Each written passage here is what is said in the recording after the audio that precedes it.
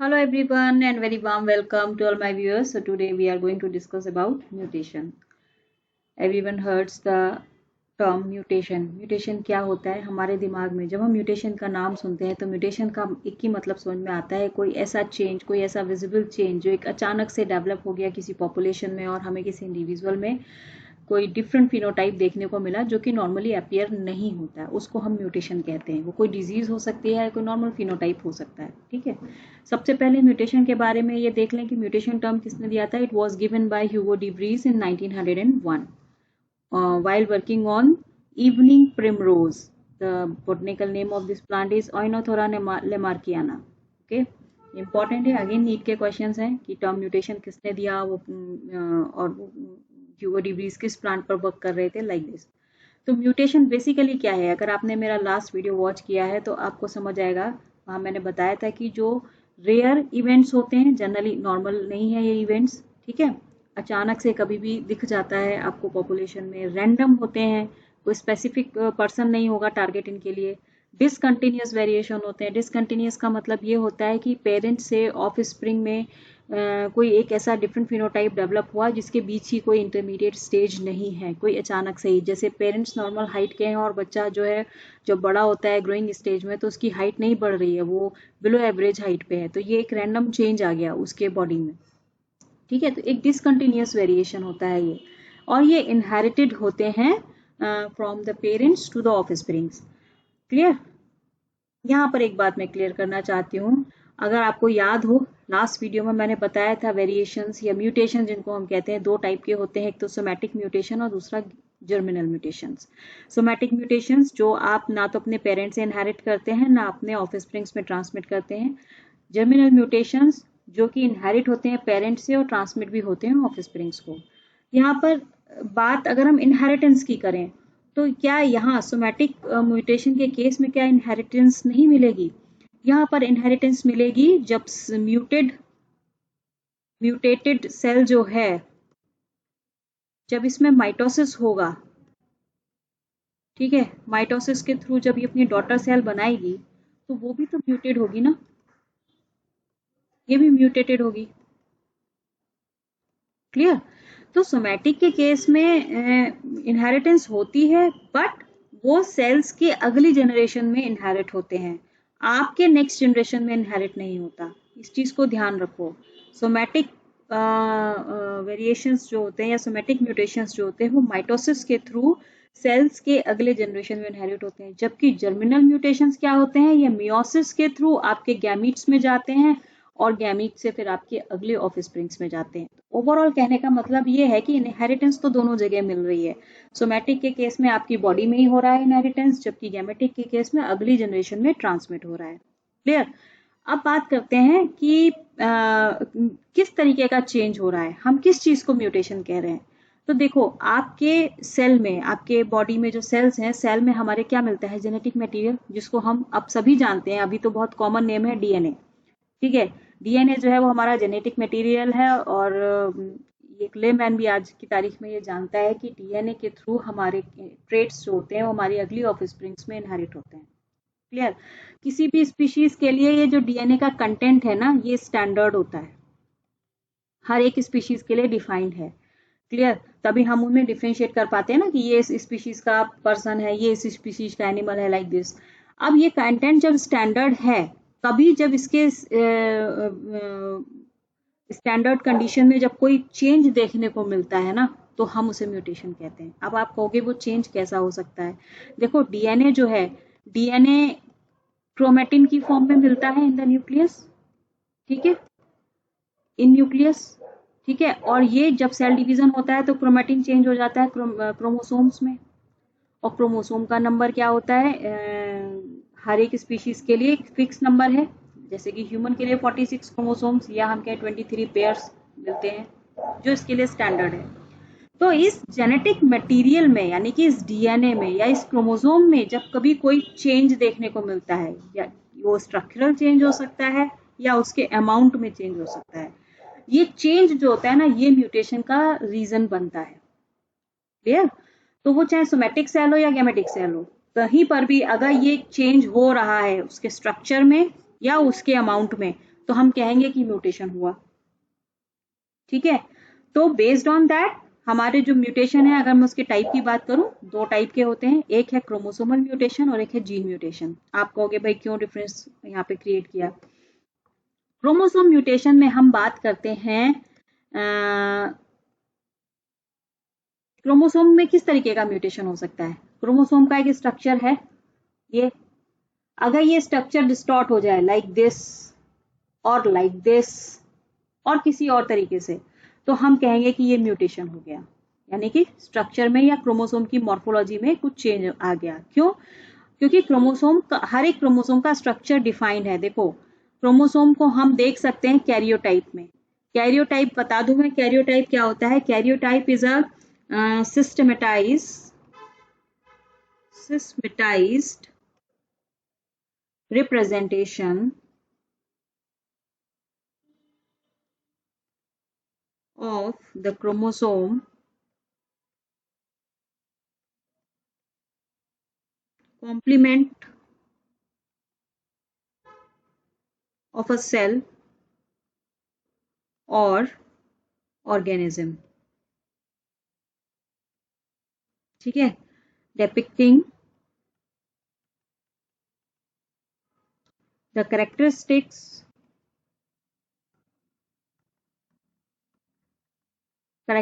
का मतलब क्या है? शेप, साइज, नंबर, सभी कुछ क्रोमोसोम का है ना, ऑफ क्रोमोसोम।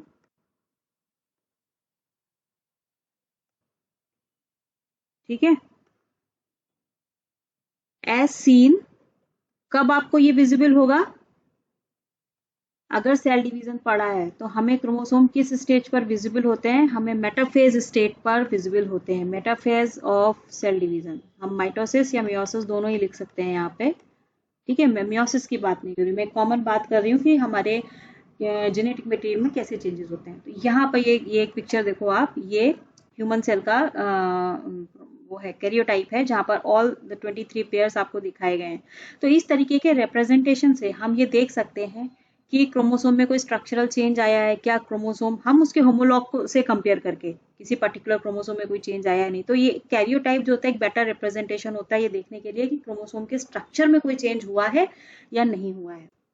ठीक है, तो वो हम कैसे करते हैं? मेटाफेज स्टेज का जो सेल होता है उसको वहीं पर पॉज करके फिर वहां से क्रोमोसोम ले करके उसका कैरियोटाइप तैयार किया जाता है।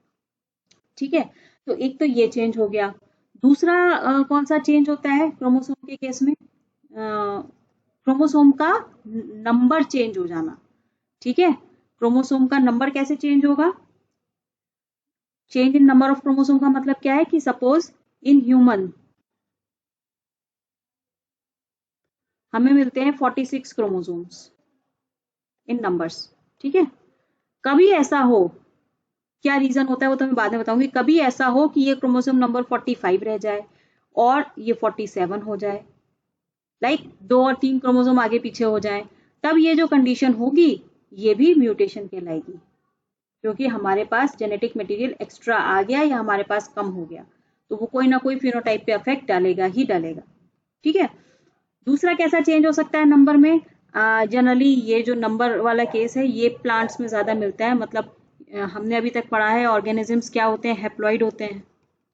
ठीक है, या डिप्लॉइड होते हैं सेल्स जो होती है हमारी। कभी आपने सुना है कि ट्रिप्लॉइड सेल भी मिल जाए?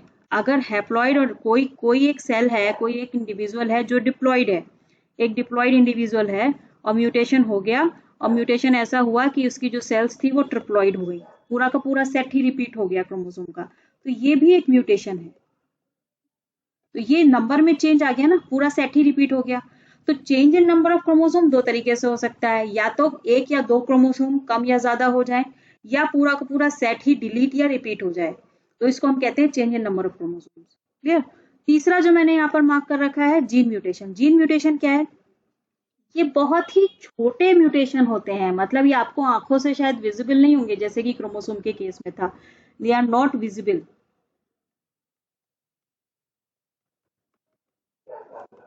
Under microscope. ठीक है, जीन म्यूटेशन आपको विजिबल नहीं होंगे, क्यों? क्योंकि ये कहां पर हो रहे हैं? हमारा जो डीएनए होता है ना, डीएनए है, डीएनए का sequence A T C G, ये सारे बेसिस लगे हुए हैं। इनके बेसिस में कहीं कोई अगर डिफरेंस आता है, ठीक है, अगर ये बेस के बीच में इसका कुछ डिलीशन हो जाए, इंसर्शन हो जाए या कुछ भी, तो क्या होगा, इस डीएनए पर जो मैसेज है वो चेंज हो जाएगा। ये चेंज या मॉडिफाइड मैसेज को ही आगे ट्रांसमिट करेगा, तो उसको हम कहते हैं जीन म्यूटेशन, यानी केमिकल चेंज। इसको हम कहते हैं केमिकल चेंज, ठीक है। This is called chemical change, gene mutation.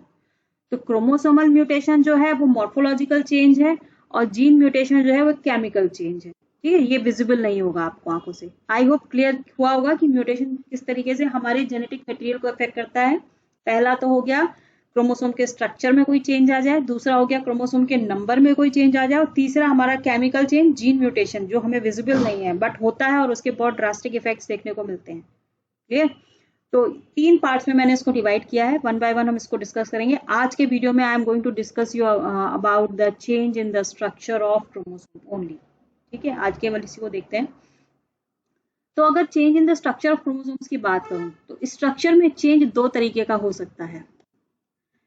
पहला तो है तुम्हारा आपका इंट्रा क्रोमोसोमल चेंज, और दूसरा है इंटर क्रोमोसोमल चेंज। इंट्रा का मतलब होता है विद इन, और इंटर का मतलब होता है बिटवीन। यानी कि इंट्रा क्रोमोसोमल चेंज जो होगा उसमें सिर्फ एक ही क्रोमोसोम इन्वॉल्व है जिसमें वो चेंज हो रहा है, ठीक है। लेकिन इंटर क्रोमोसोमल में क्या होगा, 2 क्रोमोसोम इन्वॉल्व होंगे, जिनमें म्यूचुअल एक्सचेंज भी हो सकता है या गिव एंड टेक भी हो सकता है, कुछ भी हो सकता है, ठीक है। इंट्रा क्रोमोसोमल का एग्जाम्पल है आपका डिलीशन एंड इन्वर्जन। जबकि इंटर क्रोमोसोमल चेंज जो है, जो मैंने बताया, जहां पर 2 क्रोमोसोम इन्वॉल्व हैं, ये दोनों ही क्रोमोसोम होमोलोगस भी हो सकते हैं, और नॉन होमोलोगस क्रोमोसोम्स के बीच में भी ये चेंज आ सकता है, ठीक है। And on the basis of that it is of 2 type, translocation and duplication, ठीक है। तो पढ़ते हैं इन्हीं चारों को वन बाय वन। पहले बात करते हैं इंट्रा क्रोमोसोमल चेंजेस की। तो इंट्रा क्रोमोसोमल चेंजेस में मैंने बात, सबसे पहले हम डिलीशन को समझ लेते हैं। डिलीशन का मतलब क्या होता है, आज की तारीख में डिलीट वर्ड का मतलब सब जानते हैं, डिलीट से ही बना है डिलीशन। डिलीट का मतलब क्या होता है, डिलीट हो जाना, खत्म हो जाना, इरेज हो जाना। यानी कि कोई भी क्रोमोसोम का कोई एक सेगमेंट जो है वो सेपरेट होकर लॉस्ट हो जाए, खत्म हो जाए, डिलीट हो जाए, उसको हम कहते हैं डिलीशन, ठीक है। शर्त यह है कि सेंट्रोमियर इन्वॉल्व नहीं होना चाहिए, दिस इज इंपॉर्टेंट, ठीक है। ये इंपॉर्टेंट है कि सेंट्रोमियर इन्वॉल्व नहीं होगा। सेंट्रोमियर क्या होता है, सेंट्रोमियर होता है, ये अगर एक क्रोमोसोम है तो क्रोमोसोम में ये 2 आर्म्स हैं, ये भी इसकी आर्म है, और ये दोनों आर्म जिस पॉइंट पे जुड़ी होती है ना, इसको हम कहते हैं सेंट्रोमियर, ठीक है। तो डिलीशन में सेंट्रोमियर इन्वॉल्व नहीं होगा, पहली शर्त है, ठीक है। अब डिलीशन में होगा क्या, कोई सेगमेंट यहां से टूटा, ब्रेक हुआ और लॉस्ट हो गया, खत्म हो गया, तो उससे क्या हुआ, उस हिस्से में जितने जीन्स थे, यहाँ पर इस एरिया में जितने भी जीन्स थे वो भी गए, खत्म हो गए। तो loss of certain jeans occur at that point जहां पर भी डिलीशन हो रहा है, ठीक है। अब ये डिलीशन पूरे क्रोमोसोम के स्ट्रक्चर में कहां पर हो रहा है, उस बेसिस पे ये 2 टाइप का होता है, टर्मिनल और इंटरकैलरी, ठीक है। टर्मिनल का मतलब नाम से ही क्लियर है, टिप्स पर, यानी कि क्रोमोसोम है, अगर उसका ये वाला आर्म का टिप या ये वाला आर्म का टिप, ये अगर कहीं सेपरेट होकर लॉस्ट हो जाता है तो ये टर्मिनल डिलीशन कहलाएगा, ठीक है। और इंटर कैलरी क्या होगा, इंटर कैलरी होगा बीच का सेगमेंट, ये इंटर कैलरी, इंटर कैलरी मतलब बीच में। तो इंटर कैलरी डिलीशन में बीच का पार्ट कोई सेपरेट होके डिलीट हो जाएगा, क्लियर। दोनों में ये डिफरेंस है, इसको मैं फिर से समझा देती हूँ। अब आप देखो, टर्मिनल डिलीशन की हम बात करते हैं। टर्मिनल डिलीशन क्या हो रहा है, टर्मिनल डिलीशन में थोड़ा सा समझने की जरूरत है। सपोज ये क्रोमोसोम है, मैं सिंगल थ्रेड से दिखा रही हूँ, सिंगल लाइन से, क्योंकि डायग्राम बनाना इजी है मेरे लिए इसमें, ठीक है। इस पे ये जीन्स हैं A B C D E F G H, ये जीन्स हैं जो अल्फाबेट्स मैंने मेंशन किए हैं। सपोज इस क्रोमोसोम का ये पार्ट लॉस्ट हो गया, डिलीट हो गया, ठीक है, इसको मैं कहूंगी टर्मिनल डिलीशन। तो रिजल्टेंट जो क्रोमोसोम होगा उसका स्ट्रक्चर क्या हो जाएगा? ऑब्वियसली उसकी एक आर्म क्या होगी? छोटी हो जाएगी और एक आर्म अपने एक्चुअल साइज में रहेगी, ठीक है। तो यहाँ पर क्या बचा? सी डी और ई एफ जी एच। तो यहाँ पर आप देखो ये पार्ट ये लॉस्ट हो गया यहाँ से, ठीक है, this segment, this is called terminal deletion, ठीक है। अब ये टर्मिनल डिलीशन में होगा क्या, कैसे पता लगेगा? जब ये मॉडिफाइड क्रोमोसोम अपने होमोलोगस क्रोमोसोम के साथ पेयरिंग करेगा, ठीक है। अगर मैं इसकी पेयरिंग दिखा दूं, पेयरिंग विथ होमोलोगस क्रोमोसोम, ठीक है, तो क्या होगा? अब देख बना लेते हैं इसको वापस। ये हमारा मॉडिफाइड क्रोमोसोम है सी डी और इधर ये 4 इसके जीन्स आ गए ई एफ जी एच, ठीक है। इसका होमोलोगस मैं बना देती हूँ ग्रीन कलर से, A B C D E F G H,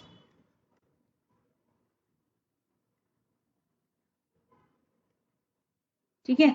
तो अब आप यहाँ पर देखो क्या हुआ, जब पेयरिंग होगी, जब इनके बीच में सिनेप्सिस होगा, तो यहाँ ये तो सारा सिनेप्सिस हो जाएगा, बट ये रह जाएगा ना, ये रह जाएगा अनपेयर्ड, ठीक है, जो हमें कैरियोटाइप में देखने को मिल जाएगा। एक आर्म छोटी रहेगी और एक आर्म जो है वो ना एंड जो है आगे को निकल रहा है, एक्सपोज हो रहा है, वो किसी के साथ पेयरिंग नहीं कर रहा है। तो हमें पता चल जाएगा कि यहाँ पर कुछ ना कुछ गड़बड़ हुई है क्रोमोसोम के स्ट्रक्चर में। क्लियर? ठीक है।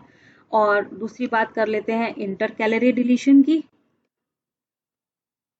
इंटर कैलरी डिलीशन जहां पर क्या है, क्रोमोसोम के बीच में से कहीं से कोई पार्ट लूज होगा। अगेन मैं यही क्रोमोसोम बना देती हूँ फिर से, ये सेंट्रोमियर आ गया और इस पे मैं जीन्स बना देती हूँ ए बी सी डी और इधर आ गया ई एफ जी एच, ठीक है, A B C D E F G H.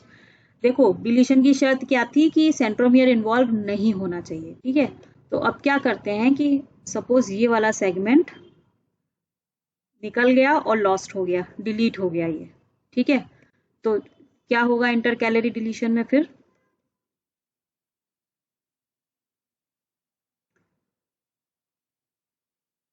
तो जो हमें नया क्रोमोसोम मिलेगा उसका स्ट्रक्चर कैसा होगा? ऑब्वियसली एक आर्म अगेन छोटी हो जाएगी, जिसपे जो जीन्स रह जाएंगे वो कौन से होंगे? जीन्स होंगे ए और डी, बी और सी तो लॉस्ट हो गया और इधर बचा बाकी आपके 4 जीन्स एस एच आ जाएंगे ई एफ जी एच। अब ऐसा क्रोमोसोम जब होमोलोगस पेयरिंग करेगा तब क्या होगा? ये इसलिए बता रही हूँ कि यही क्वेश्चन नीट में पूछे जाते हैं। आपको पढ़ना है, पढ़ने का तरीका आपको ऐसा ही रखना है। देखो बच्चों पढ़ते सब लोग हैं, 4 घंटे 6 घंटे 10 घंटे पढ़ना, लेकिन अगर पढ़ना आपका डायरेक्शनल नहीं है तो पढ़ाई का कोई फायदा नहीं है। आपको अपनी एनर्जी लगानी है कि आपको कैसे पढ़ना है, कैसे क्वेश्चंस को अटेम्प्ट करना है, तो उस डायरेक्शन में सोचो। तो यहाँ पर आपको बस ये देखना है कि जब ऐसा क्रोमोसोम होमोलोगस पेयरिंग करेगा तो क्या स्ट्रक्चर सामने आएगा, पेयरिंग होगी या नहीं होगी, ठीक है। तो उसको देख लेते हैं। पेयरिंग ड्यूरिंग सिनेप्सिस, जब सेल डिवीजन होता है उस समय पेयरिंग होती है ना होमोलोगस क्रोमोसोम्स की, तो मॉडिफाइड क्रोमोसोम बना देते हैं।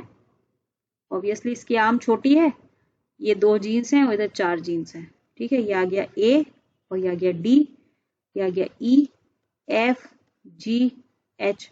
तो जब दूसरा क्रोमोसोम आएगा ना इसका होमोलॉग, तो उसके पास क्या होगा?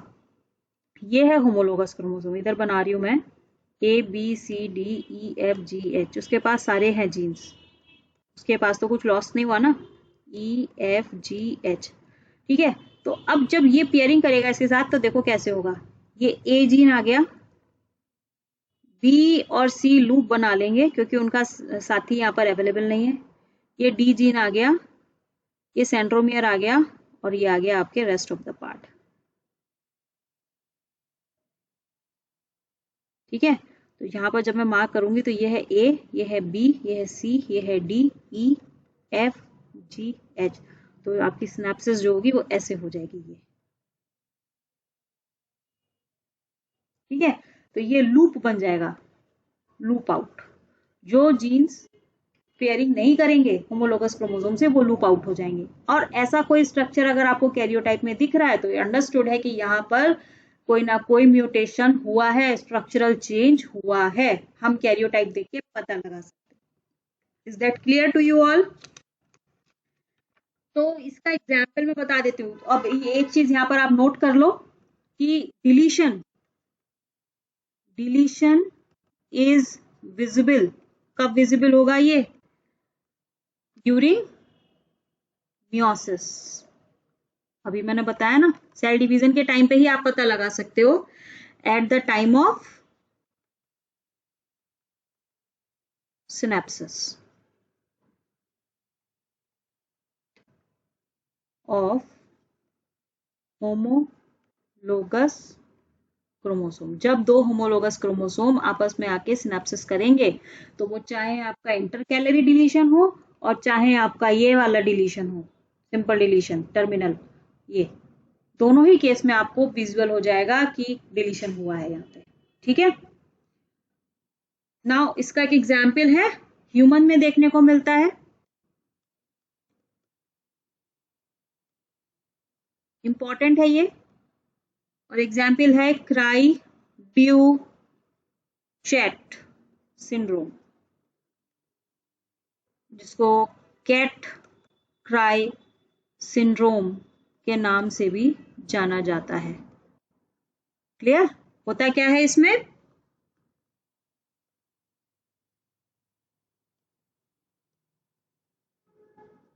caused by deletion of half of short arm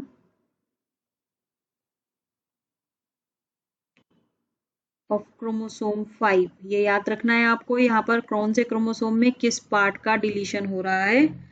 ठीक है, इन ह्यूमंस। ठीक है, और इसका इफेक्ट क्या आता है?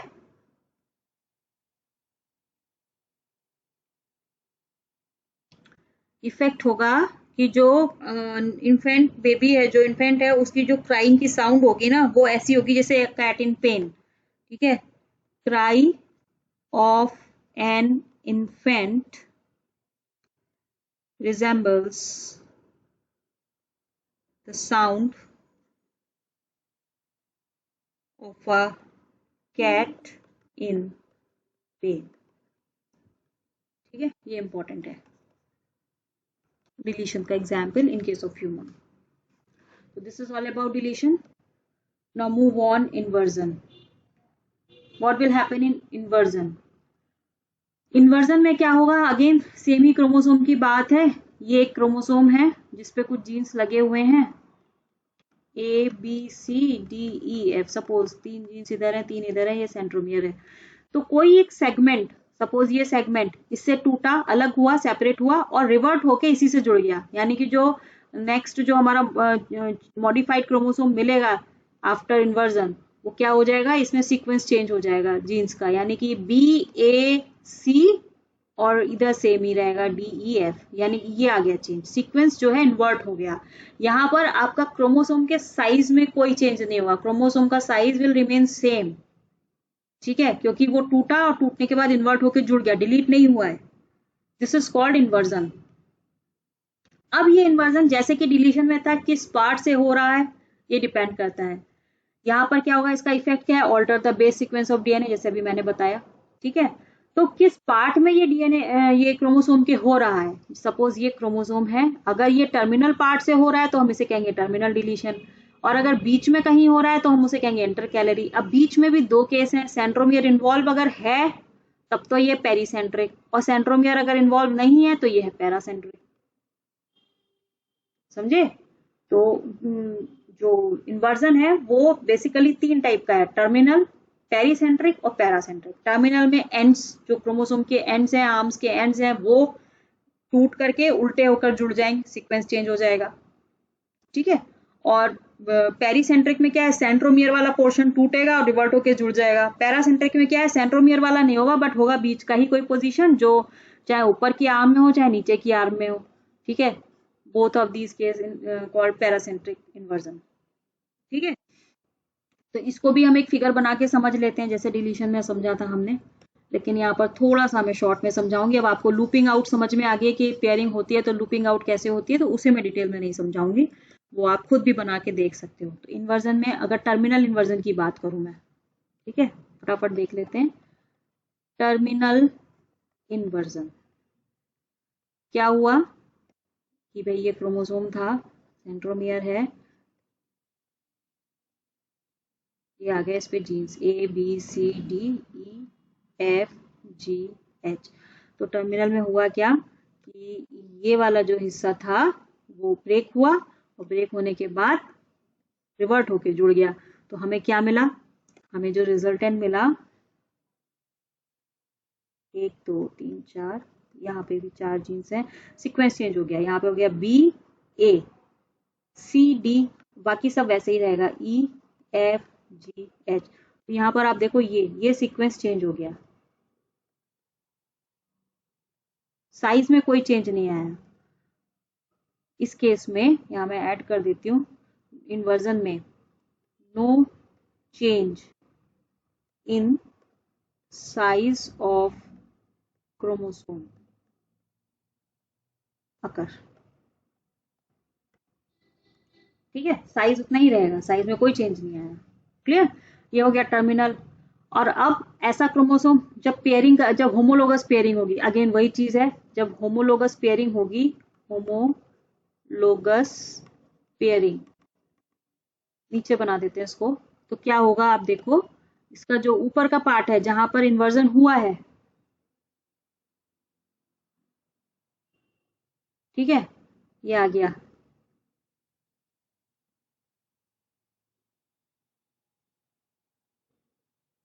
ठीक है। दूसरा क्रोमोसोम भी बना देते हैं, वो पेयरिंग नहीं करेगा, उस पे सीक्वेंस चेंज हो गया ना, वो पेयर कैसे करेगा,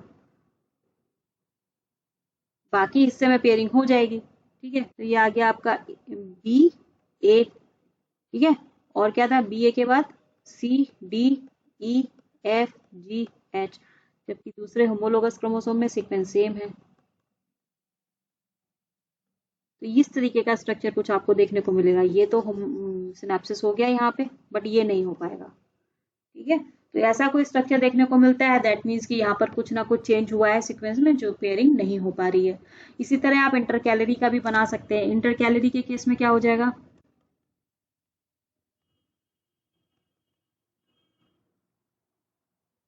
ठीक है, अगर मैं पैरासेंट्रिक की बात करूं पहले, पैरासेंट्रिक तो क्या होगा,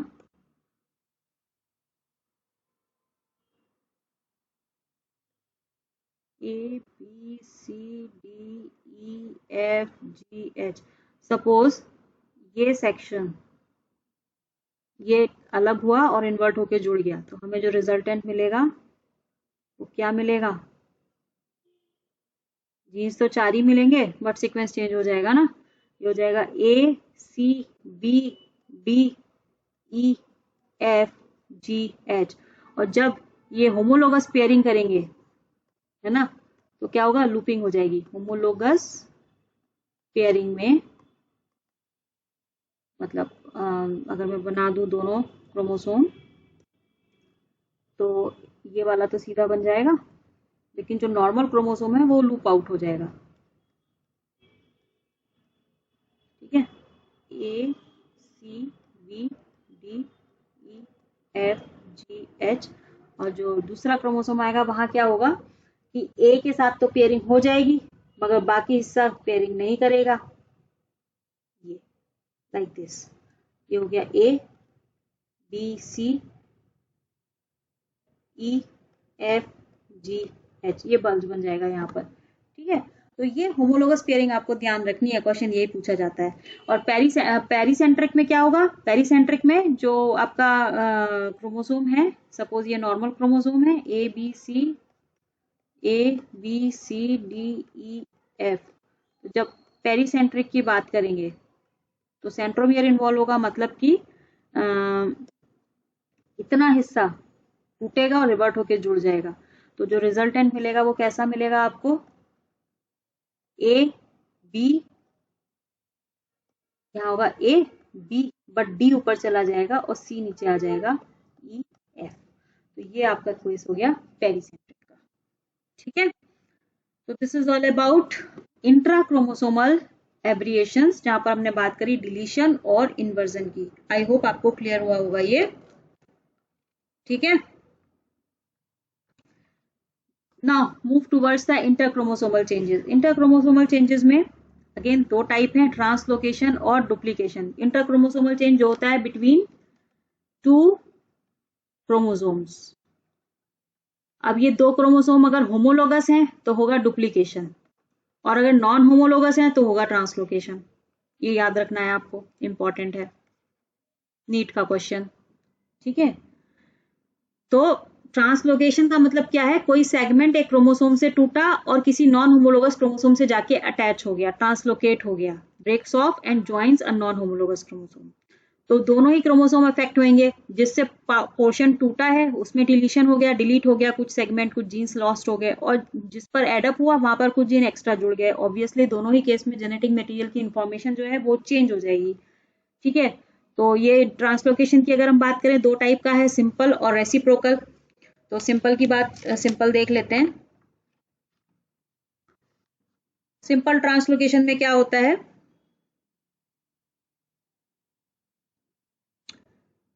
सिंपल ट्रांसलोकेशन कि सपोज आपके पास दो क्रोमोसोम हैं A B C D E F, ये इसके जीन्स हैं, और एक दूसरा मैं नॉन होमोलोगस क्रोमोसोम बना देती हूँ जिसपे जो जीन्स होंगे वो कुछ अलग होंगे। अब होमोलोगस नहीं है ये, तो U V W X Y Z, ये जीन के नाम से पता चल रहा है कि ये नॉन होमोलोगस क्रोमोसोम्स हैं। ठीक है, तो हुआ क्या कि सपोज ये सेगमेंट, दिस वन, ये यहाँ से ब्रेक ऑफ हुआ और इससे जुड़ गया। ठीक है, तो क्या होगा यहाँ पर रिजल्टेंट? जो आपका डोनर है उसका साइज छोटा हो जाएगा, एक आर्म छोटी हो जाएगी, यहाँ पर एक ही जीन बचा। ठीक है, सी बी ई एफ, और जो रिसीवर है उसका साइज क्या होगा? वो बड़ा हो जाएगा, उसकी आर्म पर दो जीन एक्स्ट्रा आ गए। तो यहाँ पर वेट अ मिनट, इसको रेड से ही दिखा देते हैं। ये दो जीन एक्स्ट्रा आ गए, तो ये आ गया आपका ए बी और इसके U V W X Y Z. तो ये आपका मैं मेंशन कर देती हूँ ए बी, और ये हो गया U V W X Y Z. ये सिंपल हो गया ट्रांसलोकेशन, मतलब सेगमेंट कोई एक क्रोमोसोम से टूटना है और दूसरे क्रोमोसोम पे जाके अटैच हो जाना है। और रेसिप्रोकल में क्या होगा? अब होमोलोगस पेयरिंग आप खुद एज्यूम कर लो कि अगर जब ये अपने होमोलोग से पेयर करेगा तो क्या सिचुएशन होगी, ये अपने होमोलोग से पेयर करेगा तो क्या सिचुएशन होगी। ठीक है, वो आप खुद पे, अब लूपिंग होगी नहीं होगी या ये अनपेयर रह जाएगा, that is up to you. आप खुद से बना करके देख सकते हो, और क्वेश्चन अगर कोई आए तो आप आंसर भी कर सकते हो। रेसिप्रोकल के केस में क्या हो जाएगा? रेसिप्रोकल के केस में होता है म्यूचुअल एक्सचेंज, मतलब दो नॉन होमोलोगस क्रोमोसोम होंगे, दोनों से ही सेगमेंट टूटेंगे और एक दूसरे पे जाके अटैच हो जाएंगे। Mutual exchange of non homologous segments of chromosome. ठीक है, मतलब फिर से फिगर बना लेते हैं। सपोज ये कोई क्रोमोसोम है A B C D E F, A B C DEF और एक दूसरा क्रोमोसोम बना लेते हैं ये UVWXYZ। तो यहाँ पर सपोज म्यूचुअल एक्सचेंज में क्या होगा कि ए भी टूटकर इस पे अटैच हो गया और यहाँ से YZ टूटकर इससे अटैच हो गया, या यही पोर्शन टूटकर इससे अटैच हो गया। क्या हमको रिजल्टेंट मिलेगा?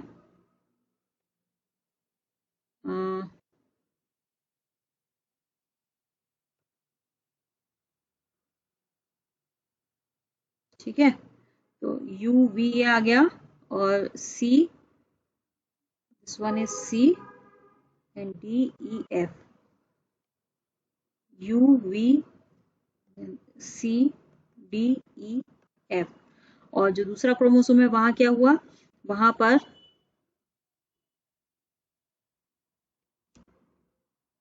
ये सिचुएशन आ गई।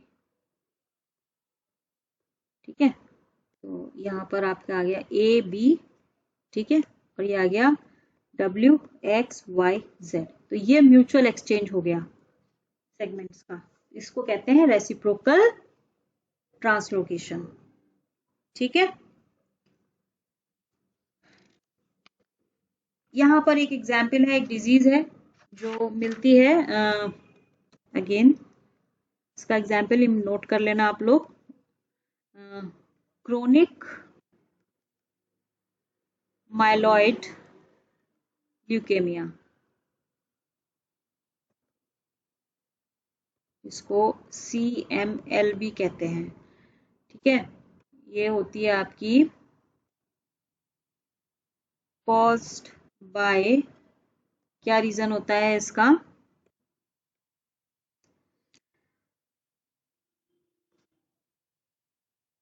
क्रोमोसोम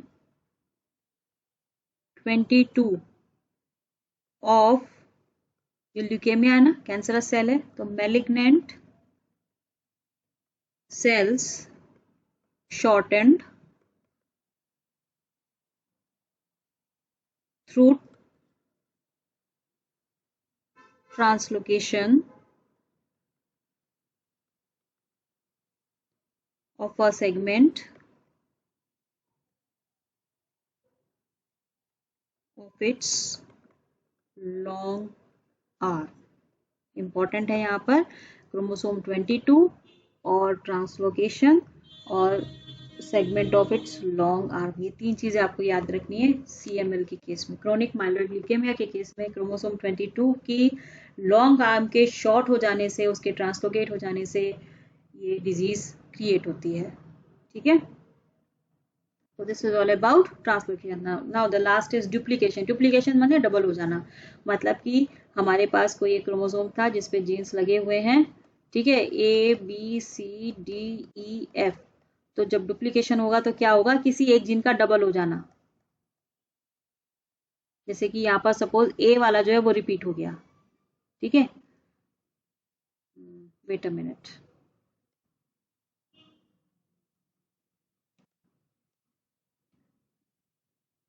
A वाला जो है वो रिपीट हो जाए, AABCDEF, अगेन हमारे ये सीक्वेंस को चेंज कर रहा है, इंफॉर्मेशन को चेंज कर रहा है, this is called duplication.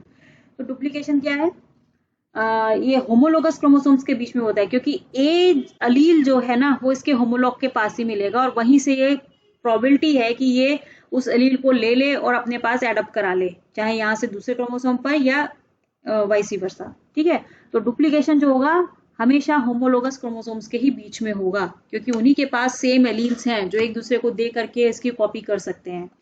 Occurrence of a chromosome segment more than once, जैसे मैंने बताया ये A और A दो बार अपियर हो गया, दिस इज कॉल्ड डुप्लीकेशन।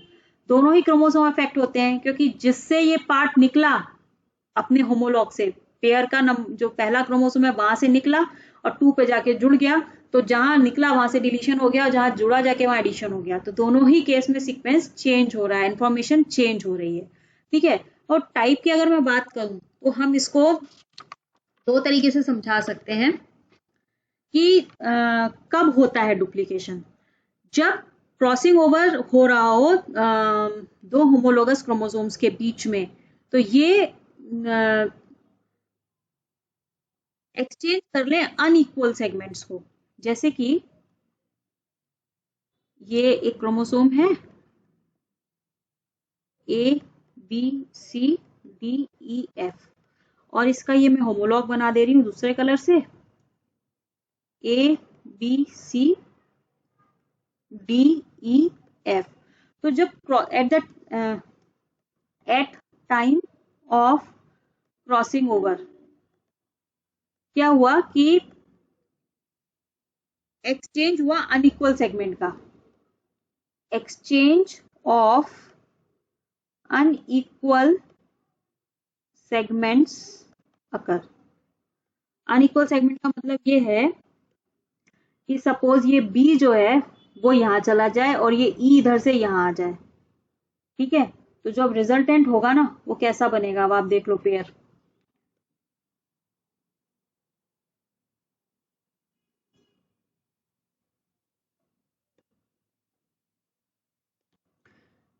ए सी यहां से निकल गया, बी निकल गया, ठीक है। डी ई के दो हो गए और एफ, तो ए सी डी ई, और एक ई मैं ये रेड से दिखा दे रही हूँ जो दूसरे उससे आया है, और ये हो गया आपका एफ, ठीक है। और दूसरे वाले पेयर के साथ क्या हो गया, दूसरे वाले पेयर के साथ हुआ ये कि यहाँ एडिशन हो गया, तो यहां पर क्या हुआ, A B B C D और एफ, तो ए बी और दूसरा बी मैं ग्रीन से दिखा दे रही हूँ जो एक्सचेंज हुआ है, ठीक है। सी डी ई तो यहां से गायब ही हो गया, बचा एफ। तो ये सिचुएशन आएगी, क्रोमोसोम का साइज जो है एक आर्म छोटी और एक आर्म बड़ी हो जाएगी होमोलोगस पेयर में, ठीक है। ये होमोलोगस पेयर।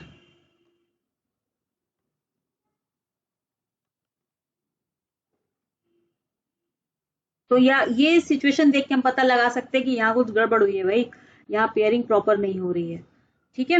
और अगेन जो आपके अनपेयर्ड सेगमेंट होंगे वो लूप आउट हो जाएंगे जब ये पेयरिंग करेगा। यहाँ पर बी नहीं है, देखो यहाँ पर बी नहीं है, यहाँ अवेलेबल नहीं है, तो ये बी जो है ये ना ये लूप आउट बना लेगा, ऐसे लूपिंग आउट हो जाएगी। यहाँ पर ई नहीं है तो ये ई इधर ई लूप आउट हो जाएगा, माने कि जब पेयरिंग करेंगे ये दोनों आपस में तो ग्रीन वाले के साथ सिचुएशन होगी कुछ इस तरीके की, और रेड वाले के साथ सिचुएशन होगी कुछ इस तरीके की, समझे। एक लूप यहां बना होगा, एक लूप यहां बना होगा। तो ये चीज आपको खुद से थोड़ा सा एक्सरसाइज करनी पड़ेगी, पेयरिंग करा के देखो कि भाई डिलीशन है, इन्वर्जन है, डुप्लीकेशन है, तो अगर हम होमोलोगस से पेयरिंग कराएंगे तो उसके बाद होगा क्या, क्या सिचुएशन बनेगी। कुछ नहीं करना है, टर्मिनल पर है तो वो अनपेयर रह जाएगी एक आर्म, और अगर बीच में कहीं है तो लूप आउट हो जाएगा सेगमेंट। जो नॉर्मल क्रोमोसोम है होमोलोगस क्रोमोसोम वो लूप आउट हो जाएगा, मॉडिफाइड नहीं होगा, नॉर्मल क्रोमोसोम लूप आउट हो जाएगा। तो एक तो तरीका ये है कि भाई एक्सचेंज हो गया अनइक्वल सेगमेंट का, और दूसरा कौन सा तरीका है जिसके वजह से डुप्लीकेशन हो सकता है, उसमें क्या होता है कि सपोज ये क्रोमोसोम है, अगेन जीन दिखा देते हैं A B C D E F, और इसका होमोलोगा बना लेते हैं, होमोलोगस क्रोमोसोम ए बी सी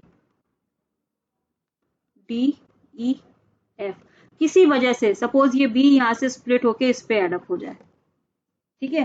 तो जो सिचुएशन बनेगी रिजल्टेंट वो कैसी होगी उसको देख लो। यहाँ पर एक उससे डिलीशन हो जाएगा, एक आर्म छोटी हो जाएगी और दूसरे की एक आर्म लंबी हो जाएगी, ठीक है। तो यहाँ बना देते हैं, यहाँ पर जाएगा ए सी डी ई एफ, ए सी डी ई एफ, और दूसरा जो पेयर है उसके पास क्या हो जाएगा, ए तो उसके पास रहेगा ही रहेगा, और इसके पास ये एक बी आ गया, और बी जो वहां से आया है वो मैं ग्रीन से बना देती हूँ, और फिर ये आ गया आपका सी डी ई एफ। अब देखो जब पेयरिंग होगी यहाँ पर डिलीशन है या नहीं है, तो ये बी जो है लूप आउट हो जाएगा लाइक दिस, ठीक है। तो इट इज अंडरस्टूड। तो this is all about all the types of chromosomal aberration in which we have discussed the structural change। यहाँ पर मैं मार्क कर देती हूँ कि looping occur in case of intercalary position, कोई भी हो, किसी भी केस में हो, और किसकी होगी? Looping of normal chromosome, modified की नहीं होगी। ठीक है, अब बात आती है कि ये सारा चेंज हुआ, स्ट्रक्चर में तोड़फोड़ हो गई सारी, उसका इफेक्ट क्या आया? तो उसका इफेक्ट देख लेते हैं। देखो, चाहे वो आपका डिलीशन हो, चाहे डुप्लीकेशन हो, चाहे इन्वर्जन हो, और चाहे ट्रांसलोकेशन हो, यही चार तो तरीके पढ़े आपने।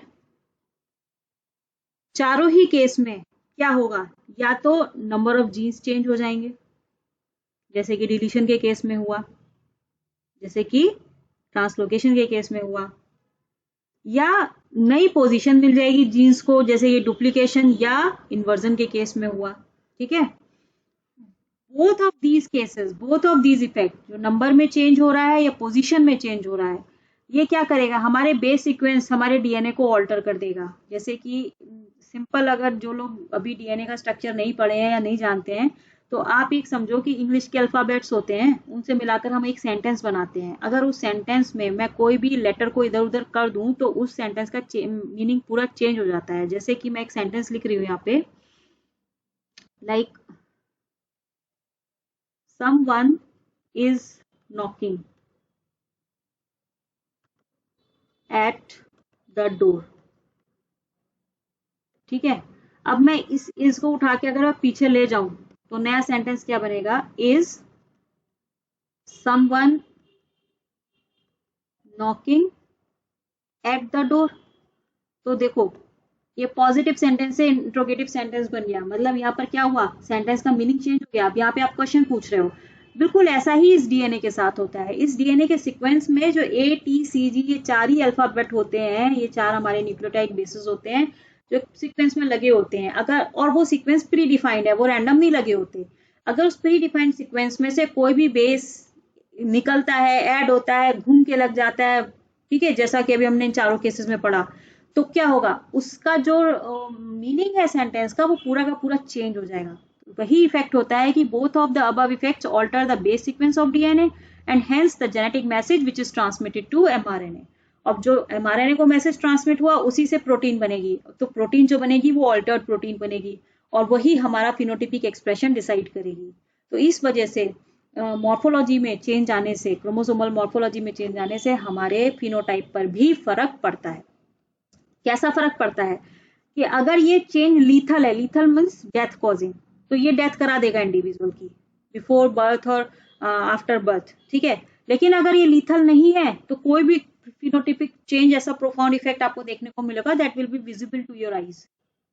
ठीक है, और यहाँ पर एक इंपॉर्टेंट पॉइंट था जो मैंने मेंशन किया कि इन्वर्जन में और ट्रांसलोकेशन में, इन्वर्जन इन ट्रांसलोकेशन, इन्वर्जन जो था वो इंट्रा क्रोमोसोमल चेंज था, ट्रांसलोकेशन इंटर क्रोमोसोमल चेंज था। It interferes in the synapses and reduces the chance of crossing over। जब सिनेप्सिस प्रॉपर नहीं होगा तो क्रॉसिंग ओवर के चांस भी रिड्यूस हो जाएंगे। इट इज मोस्ट इंपॉर्टेंट, इसलिए मैंने इसको मेंशन किया है। तो बच्चों, क्वेश्चंस यहीं से बनते हैं, बस आपको ध्यान से सुनना है, देखना है और इसको पढ़ना है। एक बार, दो बार, तीन बार, चार बार, जितनी बार आप पढ़ोगे चीजें उतनी क्लियर होती चली जाएंगी। रटना नहीं है चीजों को, just try to understand it.